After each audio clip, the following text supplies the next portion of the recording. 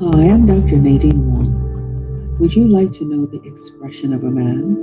Well, join me on the Now Talk Show. The Now Talk Show is an intimate conversation with men to highlight the pivotal awakening from his past that has brought him from trials into triumph into the now. The Now Talk Show will be sponsored by the Alabaster Wellness Clinic. Please stay tuned.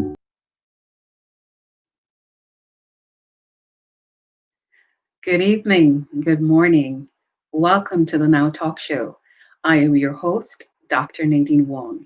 Today we have another distinguished gentleman to hear the expression of his heart. I would like to just welcome to our stage Mr. Anthony Plummer. Mr. Plummer, please come forward. Hello, Anthony Flower. good, good evening and Good good evening. afternoon and morning to your viewers wherever they are tuning in. How are you That's doing, right. Mr. Wong? Or should I say I, Nadine? Which one do I you? listen, we're just gonna have a conversation. So how would you normally address me? Nadine is fine. Nadine. Nadine. Nadine is fine. It's Try all absolutely those fine. titles, So, those things. Mr. Anthony Plummer, thank you very much for accepting our invitation to the Now Talk Show. The pleasure is all mine. And without further ado, I read your bio and it's so full of meat and potato. But before we get into the main course, please let our audience know who is Anthony Plummer? Where are you from and how were you raised? Well, Nadine, I thanks again for having me. And I'm Jamaican. I'm a Okay. proud Jamaican. All right. I was born in Jamaica. I grew up in Kingston, in an area known as Olympic Gardens. Okay. To be more specific, Tower Hill, Mm-hmm. one of the roughest inner communities one can actually know or live in Kingston, Jamaica. My dad got the break to migrate, like Mm-hmm. most Jamaicans who seek a better, greener pastures Mm-hmm. in the 80s, Mm-hmm. and left me, my mother, my brother to, fend for ourselves a little bit until he get himself sorted out and could take care of us. Mm-hmm. I attended Tivoli Garden High School. Okay. Before that, I attended Seward College Mm-hmm. in the same community of Olympic Gardens. Mm-hmm. I went there and through to grade 9, and then I graduated and went to Tivoli Garden High School. And where I spent 4 years, and it was an amazing experience. Mm-hmm. Just last week, I learned that my former principal, Mrs. Jeanette Grant Woodham, passed on. Okay. Rest in peace. She was a phenomenal woman, Mm-hmm. one who basically inspired me in so many different ways, and also one who actually kick-started my teaching career, Okay. which Mm-hmm. I'll share a bit about more on later on. But whilst I was at Tivoli, I must tell you, it was a wonderful experience. It had its challenges in of itself, Mm-hmm. but there, I blossomed into the person who I am today. So yeah. So what were some of the challenges that was like a day-to-day routine for you to overcome? Well, so before you go to school, let's talk about my upbringing. All right. My mom had me when she was a teenager. Okay. I grew up in a extended family, Mm-hmm. one where I basically called my grandparents mama and papa because I saw my uncles, my mom, and everybody else calling them that way, mama and papa. Mm-hmm. Parents, my grandma's mother, she came from Mandeville to Town for a better life. All right. My grandpa came from Geisel, St. Catherine, also for better life. Mm-hmm. They met up and they started to make lives, and they had 6 children, Mm-hmm. right? And my mom was the second of the 6. And I must tell you, growing up in Kingston, Jamaica, I felt like I was in the city, yes, but I lived in the country. Okay. Why is because that? I had chores to do. We had Ah. goats to tend to. My grandpa raised a number of goats. As Mm-hmm. I born, come see this man raising goats. I Mm-hmm. look forward to Christmas and summer in Jamaica because he would have one rammy marked for death. And he would tell you, don't let anything happen to that prize ram goat. Right? We had to make sure we watch as little boys, me and my cousin Alton and Chris, they're now in California, one in California, one in Philadelphia. Mm-hmm. We would have to make sure whatever we do, we take care of these goats. We would play in scrimmage, made football or soccer ball out of boxes, knock the four corners to Mm-hmm. somebody, make round it up and we'd play. While we're playing, we have one eye on the goats over in the yonder and watch them so them go to, them don't stray too far for cars to knock them down or people steal them. Okay. Like that, again, apart from goats, we had chickens, country fowls, Mm-hmm. there are pigeons. Remember my grandma would, when I was big enough, old enough, my grandma would put up a stool and say, climb up, boy, and take them out of the nest and let me see them. And if they look a certain way, she'd say, okay, that one can make soup. And she would Oh. go out and we would make pigeon soup. Mm-hmm. I come to Canada and I notice I see all these pigeons and I'm like, what? You guys are lucky. Back home, we would have had some nice chicken, Soup. pigeon soup with some carrot and And whatever. don't forget the dumpling. Okay. Yes. Right. But also, we had rabbits, and that was very, Mm-hmm. very, very, very intriguing as a kid growing up to see rabbits. So they basically had their young ones, they pull their ear off, and they would have the kittens, we call them, and over time they would become gather ear themselves. But at first, they would like rat babies, Right. Mm-hmm. but they would grow, and grandpa would not kill the rabbits. No, he would only kill one, the male one. Uh, Mm-hmm.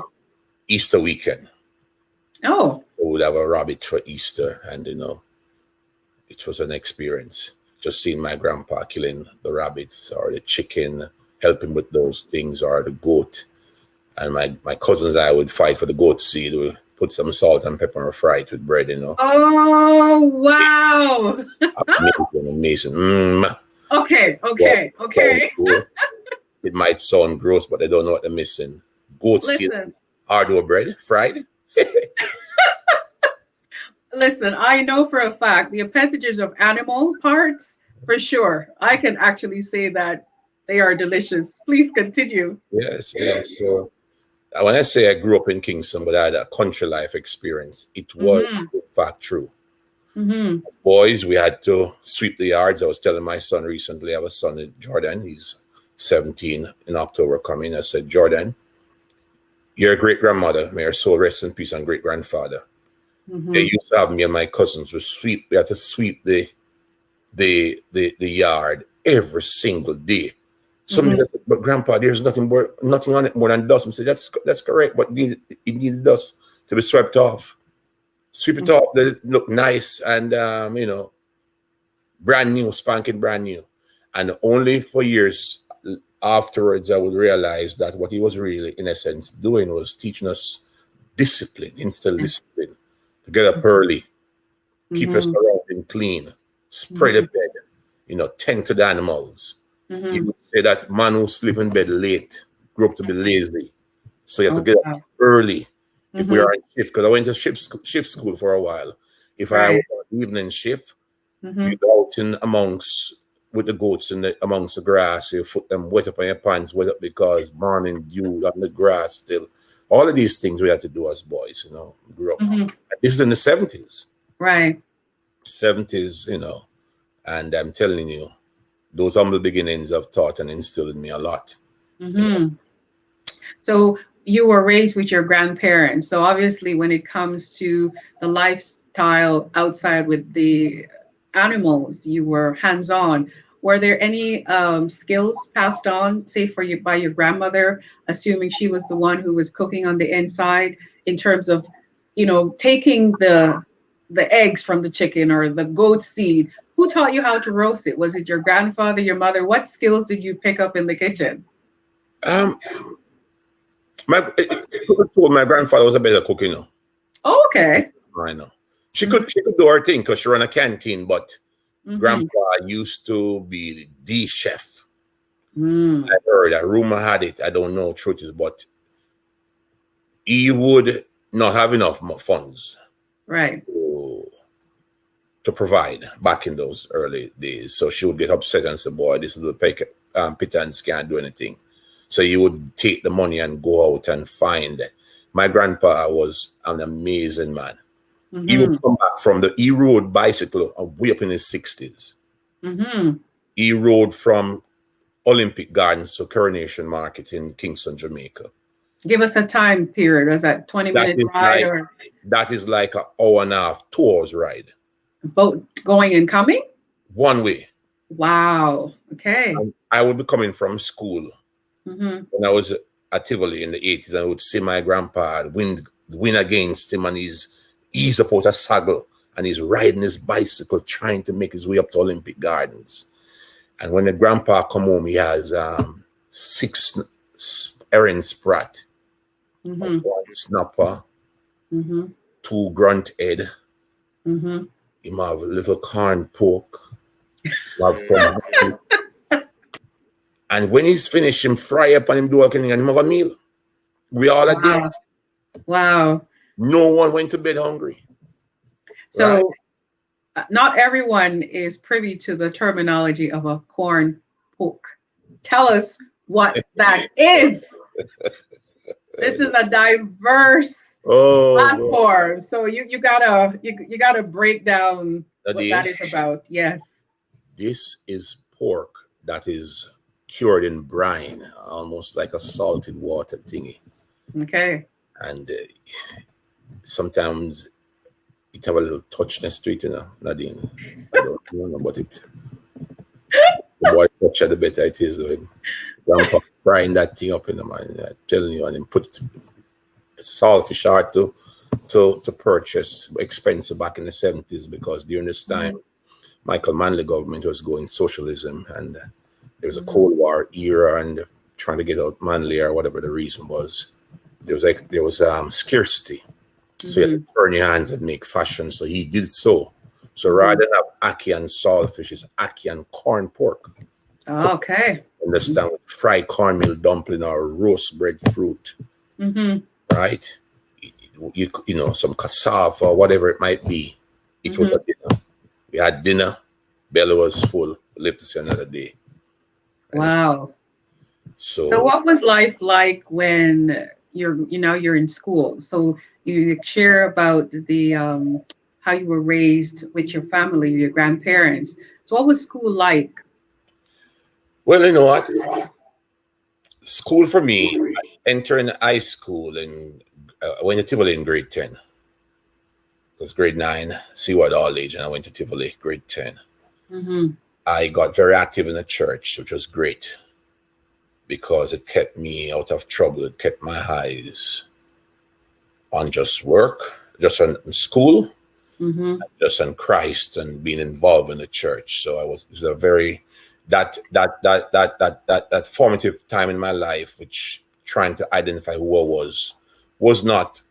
I was spirit of the upheavals. Prior to that, in middle school, so to speak, I was involved with soccer, you know, chasing girls, doing all kind of different things, and so I was happy. Looking back now, I found I became a devoted follower at that time uh, Mm-hmm. of Christ in the Pentecostal church, Mm-hmm. and I was involved. I was a choir boy. I Hmm. Yeah, man, I was singing alto or bass around the back there, and Really? Okay.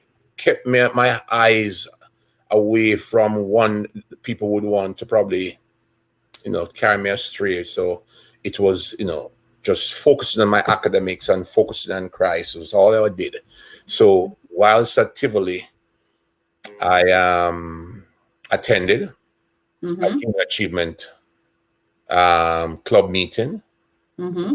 and I think this was a turning point in my life because I was a shy kid Mm-hmm. who just wanted was to just get my education and just go home.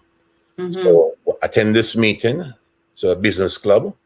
The Junior Achievement was a club that engaged high school students. You came up with ideas. You form yourself into a company. You sold shares. Came up with ideas. You made those ideas come to reality. You sold those product or services. At the end of the number of weeks, call it 12 to 15 weeks, you liquidate. You bring the company to an end, and you return a dividend if you made a profit to the shareholders, and you give a report as to how well the company did. My year, I went, just following my friends. I wanted to just go to see because I'm intrigued about business. I'm doing business courses. And I attended this meeting, and my friends voted me in to be the president. Wow. One guy got up beside me and said, I voted to make Anthony Plummer the president of the club. And everybody said, yeah. I was president of the Junior Achievement Club. And I tell you, that club single-handedly changed my life. I had to become a public speaker. Wow. Become a leader.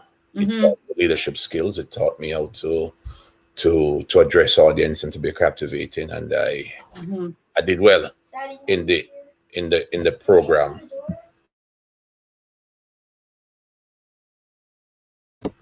Did well in the program.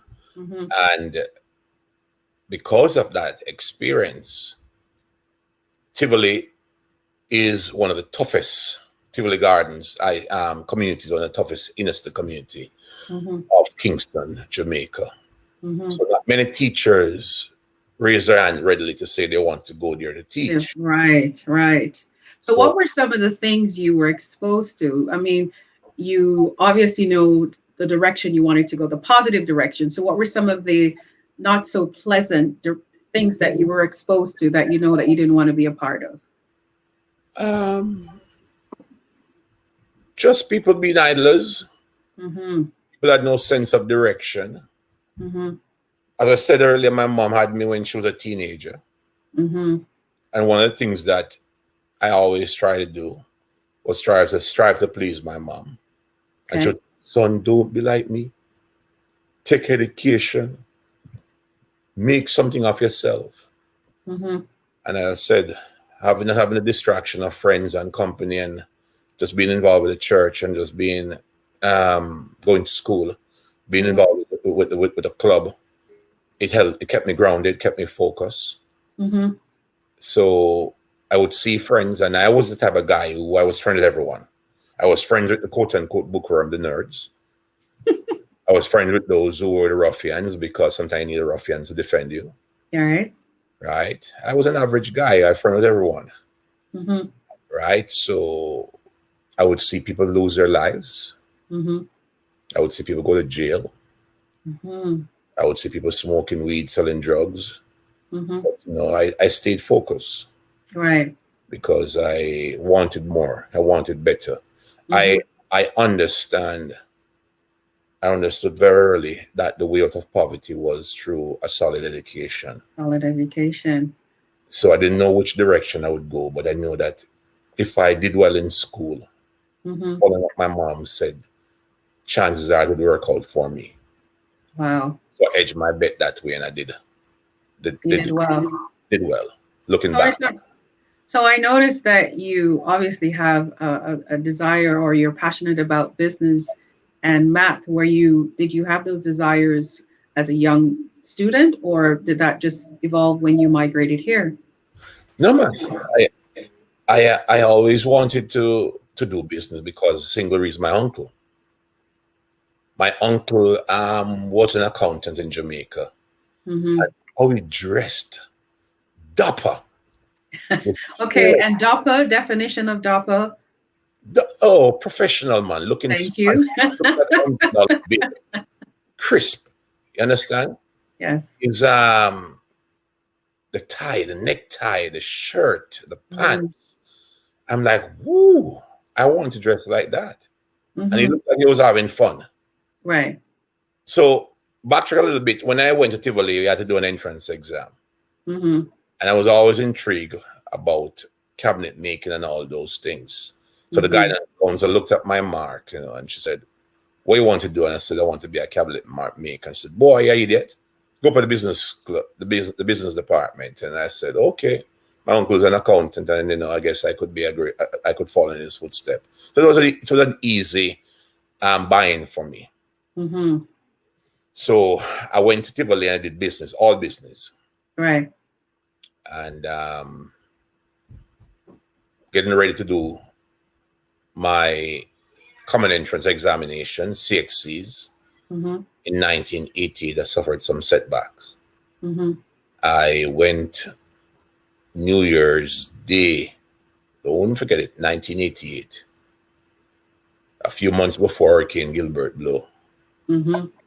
that destroyed Jamaica. I went to Boston Beach on a church trip. Mm-hmm.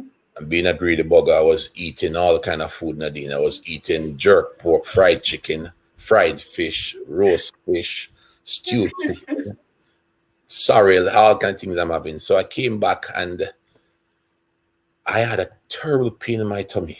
I would think so. And the more the days went on, the more the more aggravated it became. Mm-hmm. And mom took me to Kingston Public Hospital. Mm-hmm. This doctor was there. She was complaining. She was working a triple shift, and she hadn't seen her family in days Mm-hmm. because she was grumbling under her breath, but you could hear what she's saying. And she looked Right. at her, "So what's wrong with you now?" My stomach hurt. And she started to poke me with her finger and say, "Why?" And ball out. And the lady started to shout at me, "Stop your nice, stop your nice, stop your nice inside you." So I bared it. I bore it, and she looked at me and she said, "You have gas." And I'm like, "Me? Gas?" So she sent me home. Misdiagnosis, Nadine. 2 days pass, I can't walk now. I'm Mm. like a 90-year-old man, bent over, crumpled up in my bed. Mm-hmm. My grandpa looked at me and like he saw death in my eyes and said to my mom, "Jesus Christ, I look like him dying inside here. Came Oh, back." no. So mom rushed me back to the hospital. Same hospital. I saw a white lady, God bless her. She took one look at me and she said, um, "You're having a ruptured appendix." I thought so. Yes. She called and theater. Mm-hmm. Nadine, Mm-hmm. I woke up back and I felt like I was in cloud and I woke up back having, I was so happy Mm-hmm. that the pain was no more. Right. And the bright light there, I thought I was in the heavens. And I woke up, they said that he's awake. Mm-hmm. They watch for certain vital signs, and they took me up on a ward. I spent 5 weeks in Mm-hmm. KPH. Mm-hmm. 5 weeks. For the first week, every day the doctors came by. They said, "Plummer, you're one of the luckiest man we've ever seen." Wow. But looking back now, it's not really lucky, no. It's just the grace of God. That's it. He had other plans for me. Mm-hmm. So 5 weeks in hospital, Nadine. Now, remember I told you, this was January. Mm-hmm. I have 6 to write in June. Mm-hmm. So my friends, they said good friends better than pocket money, so true. My Mm-hmm. friends back then got carbon paper Mm-hmm. and put in between their folder leaves. So you have two papers writing. So they wrote on the top and the bottom it carbonized, and they gave me the set of notes.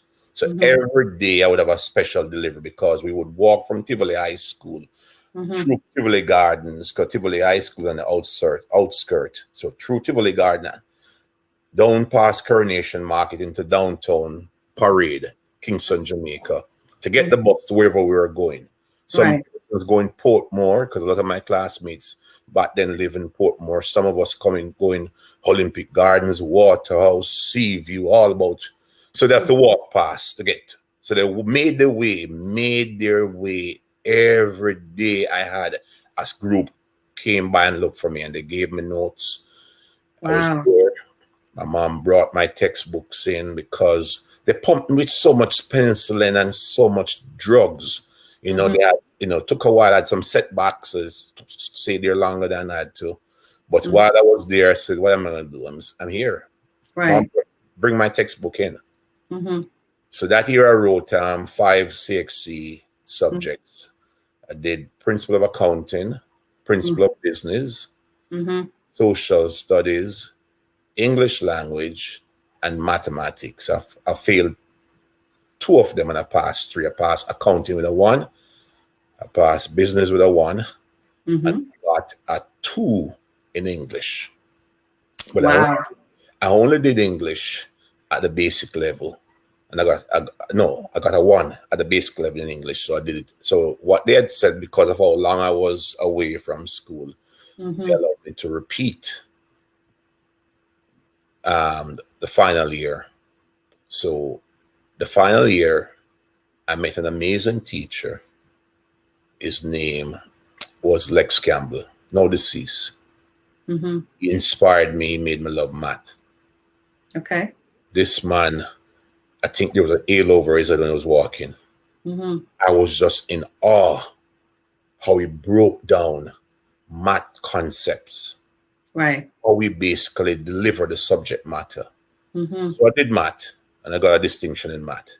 Wow. And because of that man, and and it was an amazing time. So leaving high school now, finally, I have 5 subjects altogether. Got upgraded in English, got my math, ones before. I wanted to now pursue business because of my involvement with the junior achievement, and I love business. I realized that business, I made a connection with business and making money, and anything to make money, I'm basically excited. I'm like, it just made sense. I could make the connection. Anything in business, I love it. So I was planning to go to Exeter Community College, and Jeanette Grant Woodham couldn't find teachers to fill the classrooms. So she asked the teachers at the time, because it was a practice, it seemed, to really have past students come back and teach, because we were from the school and we were not afraid like the outsiders. But prior to graduating, I had an opportunity, even though that same year I had some setback, to come to Canada, British Columbia, on a 1-year exchange program. One of the rules was they would put you with a family, be immersed into this family, learning French as a second language. I was excited about it. I paid money, looking forward to it. But one of the rules was you cannot go on this program if you have any family living in Canada. And I didn't disclose to them that my aunt was living here since 76 in Toronto. I'm like, she's in Toronto. That's out in BC. Will make a difference. So they came to my house to really see what family I was from, my extended family, and to put me to match me with the family. They interviewed everyone, and they saw my grandpa beaming, looking happy, and said, so Mr. Stanley's name was Stanley Cameron. So Mr. Stanley, how you feel about your grandson going? I said, sure. Mom lived up there since the 70s. And I said, ooh.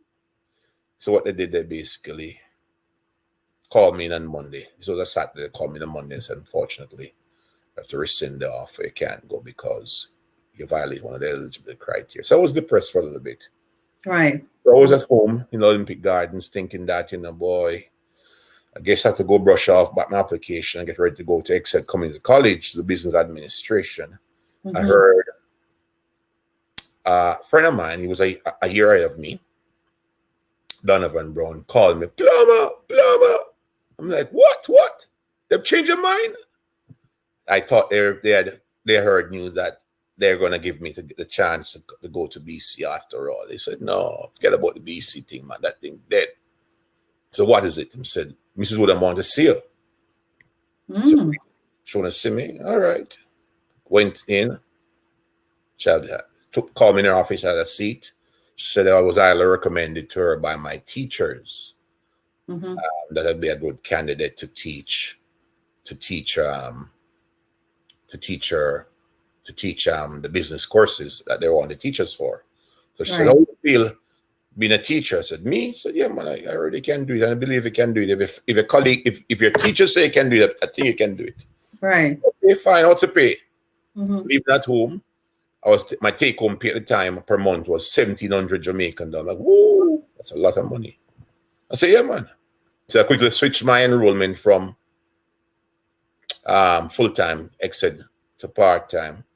I Mm-hmm. ended up didn't bother pursuing even part time. I just teach for the year, Mm-hmm. and after the year was about to up, my same teachers told me about College of Arts, Science and Technology, a Mm-hmm. college that is now UTech, University of Technology, that had Okay. a teaching, a technical education program, diploma program, Mm-hmm. called it Tech Head at the time. And Canada was financing the business or the department, the teaching education department, because not many trained teachers were being produced by Jamaica. Mm-hmm. So I'm like, yeah. I'm saying, the good news, Plummer, is that they pay you. I said, pay me? Pay me for the school. So that got my attention.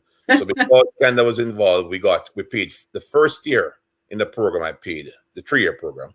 The first year in the program, I paid $500, and they gave me back about $800. Mm-hmm. Ever so often, you would get a bursary, and you go to the office and you sign for it and all of that. So it was a wonderful experience.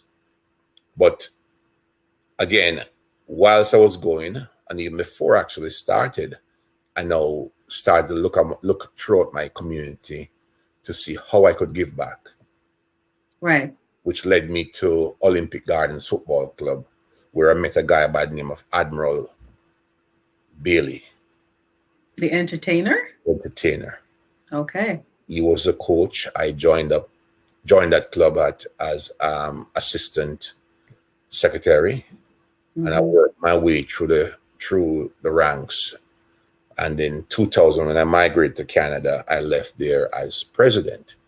Mm-hmm. So I used that time, Nadine, at the club, giving back, harnessing my managerial skills, Mm-hmm. negotiating sponsorship, helping the club to win the Major League Football tournament in 96, 97.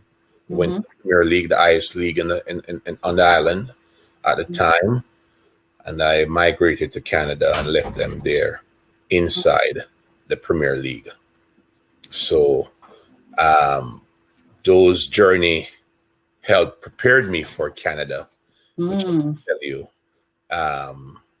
years looking back, no, after years looking back, I can say yes, that was really the ground that made me who I am today. Really, Wow, it's amazing as I listen to you share your story or express yourself. Your life was destined for you to do exactly what you're doing. You are the founder of the JerkFest, and everything that your grandfather taught you about food, real food. mm-hmm. The point now you have combined your love, food, business, music, culture. So tell us about the inspiration behind the Jerk Fest. So as I said, I migrated back in 2000 to come to Canada. I wanted a better life. I wanted a change. I wanted a fresh start. It was about 2000, Y2K, Mm-hmm. the start of a new millennium. Right. And I could see signs in Jamaica's economy that it was deteriorating. Mm-hmm. I remember talking to one of my friends, my best friend now, Bernard Lee. He's a principal here in Toronto, as one of the Toronto District School Board. Mm-hmm.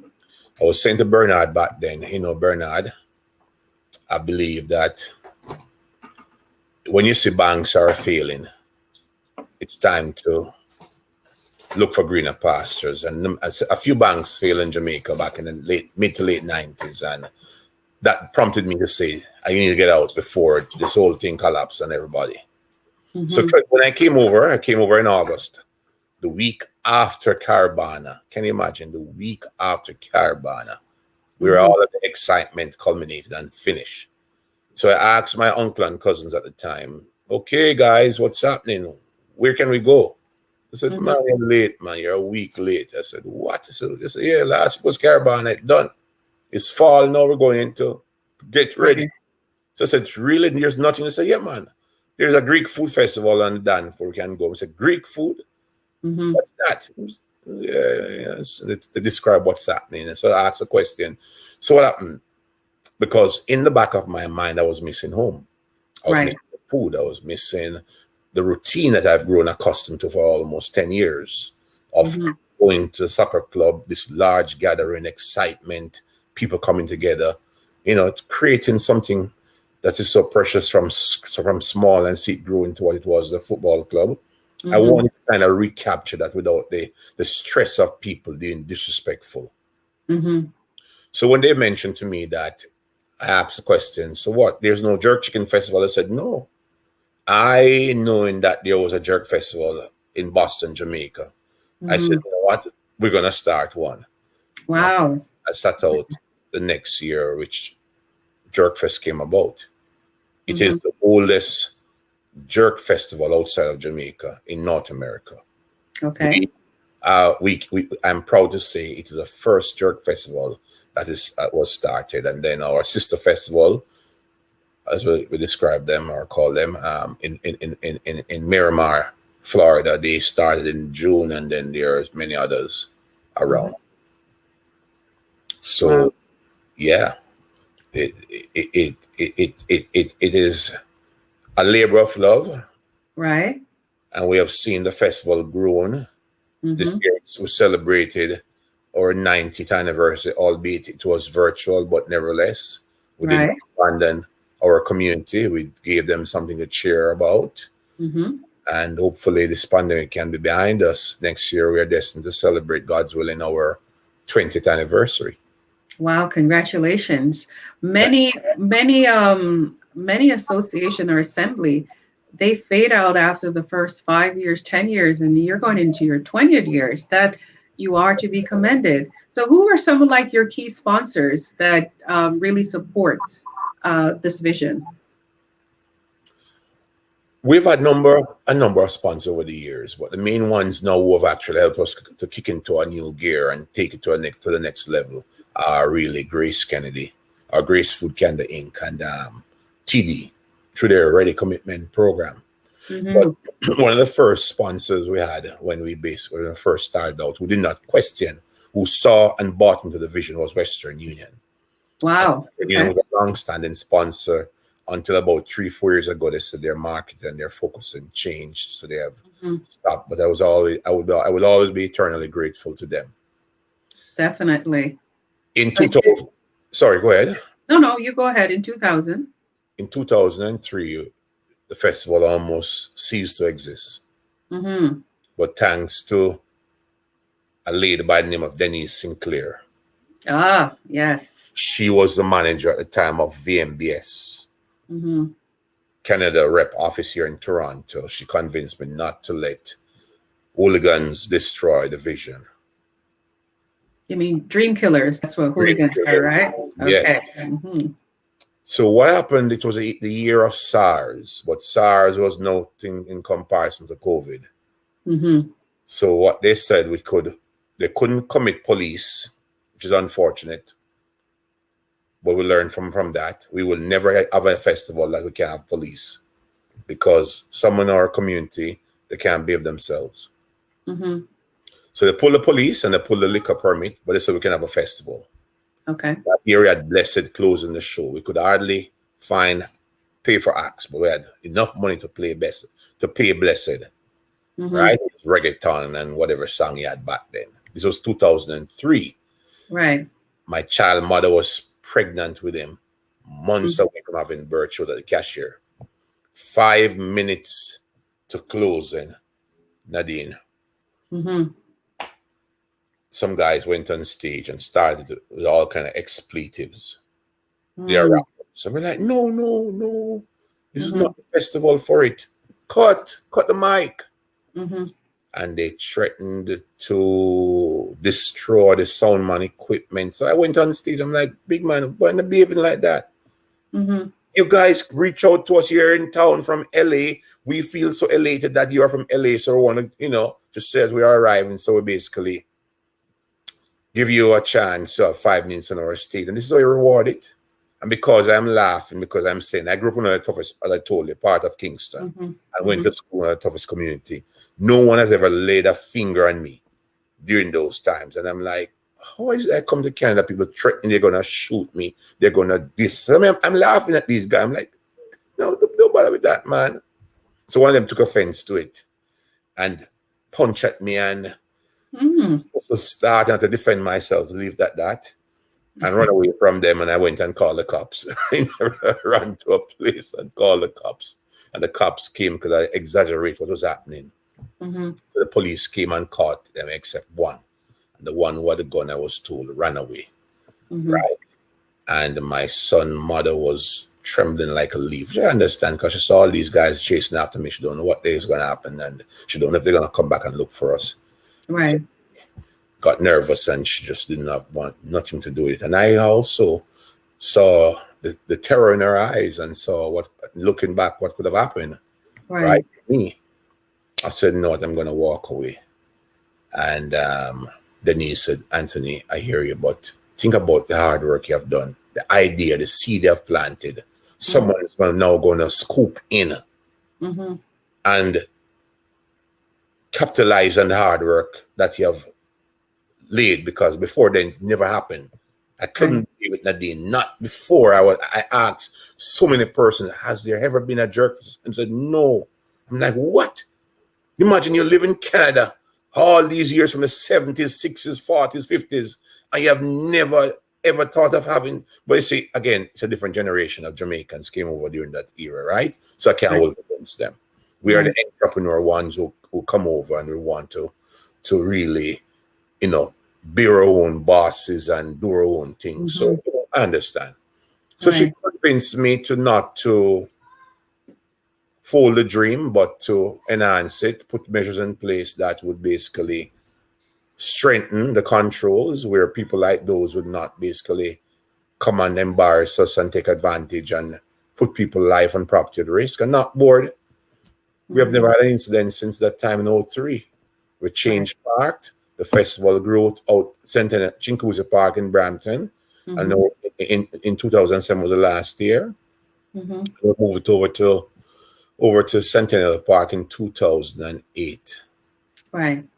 And here we are, Nadine, 2008, celebrating a brand new park. Rain gave us a piece of beating that year. The rain fell pillar to post. From start to finish, we don't understand the terminology. If Noah's Ark was around, we could have sailed it through the park without it rubbing the bed. But I have learned in life that all things happen for the good of the glory of God. That's right. That's what it comes down to. Sorry? I said that's what it comes down to. Yeah, but who knows what kind of judgment was there ready to unleash on us. And the Lord just washed away and mashed up them dahlias. So we just wheel and come again, Nadine, and you start over. We start over. Okay. Your credit card near maxing. You brush off yourself. You wipe the tears from your eyes. You keep going. And I say that to say to all budding entrepreneurs out there, it's not the same day man plant seed it bear fruit. You have to water the dream. You have to nurture it. You have to prune it and keep going.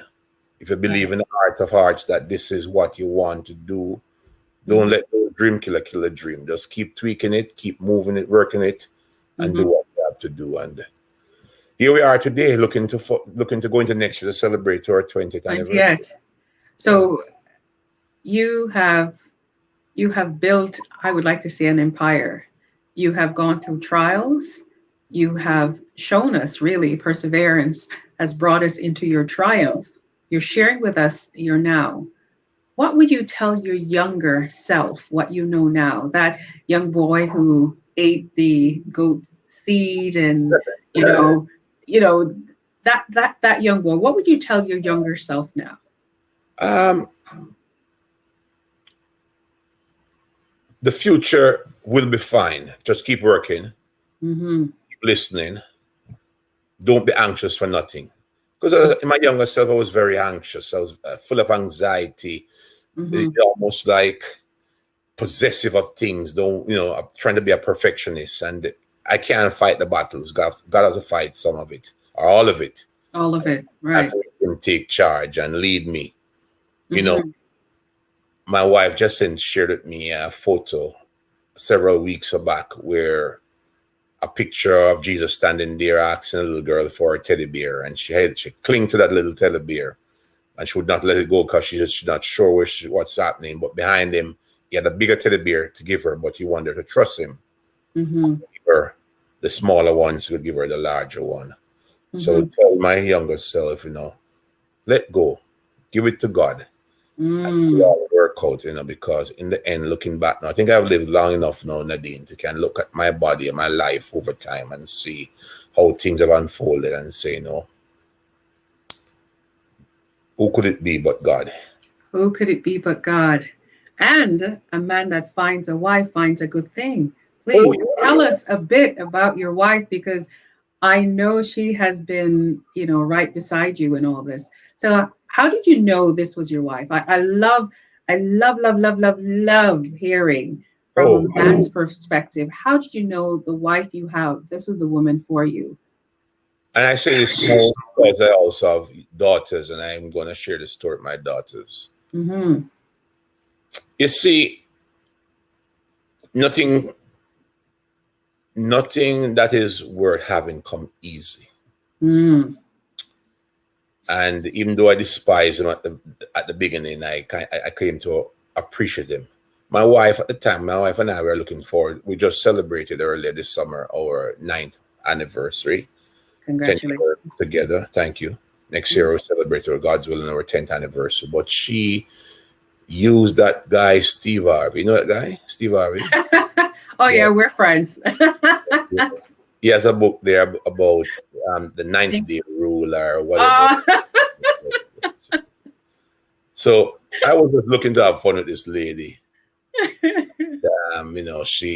She had all these rules and things, and it forced me to not to pursue her for any sexual advance, but to get to know her and right. know her truly. And the more I spend time with her, I'm like, this girl and I have so much in common. I like how she's, you know, down to earth and grounded, and I saw her as just a person who shared so much with me, Mm, right? We had so many things in common. And believe me, at the end of that time, the 90 days, I could tell you I was ready to give her the keys to the kingdom because I started, lady is a special lady. No other woman was able to resist the plumber's charm like that. And I said, she must be a special woman. well, And it please made give it, her a public shout out then. Just a public shout out. Mrs. P, Mrs. Justin Cyrus Plummer, I call her Sweet P. She's a rock of the family. She holds the family together. Hmm. Um, I have, God has blessed me with 4 kids, one Hmm. boy and triplet girls. There are 7. Okay. Hmm. She holds us all together, keep us grounded, keep the family ticking over. I couldn't do without her because while she's taking care of home, I'm planning the festival. I call it my Santa Claus project because it's finished. I'm back in the workshop working Right. here. So Mm-hmm. well, it has been an amazing journey, an amazing ride, and she's been there. She have challenged me. She have pushed me beyond my limits sometimes to really strive for more and to Hmm. keep on improving. Hmm. Yeah, And I it's important. I That's can, important. of course, and I can truly say that behind every good man is a greater woman. Hmm. She being a rock has helped me to grow and to do what I do best. Which is? If you could summarize it in one word. Pursue my passion. Those are things I'm most passionate about, Mm-hmm. right? Right. And for me is very intrinsical. It gives me that intrinsic feeling. Mm-hmm. Bringing people together, connected communities, Mm-hmm. it give me a great sense of joy because Nadine, truth be told, I I don't like our communities oftentimes portray. Mm-hmm. See a Caribbean restaurant that pop down, tear down, look unprofessional displayed and layout. Mm-hmm. See a Caribbean event that start late, it's boogie, I got foolishness happening. I don't like those things. I think we can showcase brand Jamaica and things that relate to Jamaica in a high class, upscale manner. And that's Right. what I seek to do with the festival. Mm-hmm. Every day I walk into that schoolroom, classroom, I try to hold my head high and see that a black man can be a professional, one who Mm-hmm. does not have the drama and the baggage, and so that if and when I walk away, others can come and they can say, no, we had a guy by the name of Plummer who was a trailblazer, who was a true professional. Mm-hmm. Um, they should open the door to the next person Mm-hmm. who basically come walking through. Right. Yeah, Passing the baton forward. absolutely. Well, Mr. Anthony Plummer, as I suspect, this would have been a warm interview, and you sure has brought forth the expression of who you are. I want to thank you again for accepting our invitation to be on the Now Talk Show. To our audience, again, I want to say thank you for giving us your time, which is the most important thing you could ever offer to anyone. The Now Talk Show is sponsored by the Alabaster Wellness Clinic. And I would like to take this opportunity to say thank you for joining us. And should you know of a distinguished gentleman, we ask that you reach out to us because we're more than happy to share his story. Anthony Plummer, we give you the opportunity for one final word. One final word. What would you tell the audience today? Whatever you do, aim for the sky. And if the sky eludes you, rest assured you'll land in a treetop. But aim for nothing less. Why Mhm. be good when it can be better? And why be better when it can be best? Stay strong. Mhm. God bless. Walk good. Wow. Couldn't have said it any better. Again, the Now Talk Show is sponsored by the Alabaster Wellness Clinic, where we specialize in trichology, integrative medicine, and clinical counseling. We thank you so very much for joining us in another episode of the Now Talk Show. Today's guest has been another distinguished gentleman by the name of Mr. Anthony Plummer. Thank you so very much for joining us on the Now Talk Show. Have a good evening. Goodbye.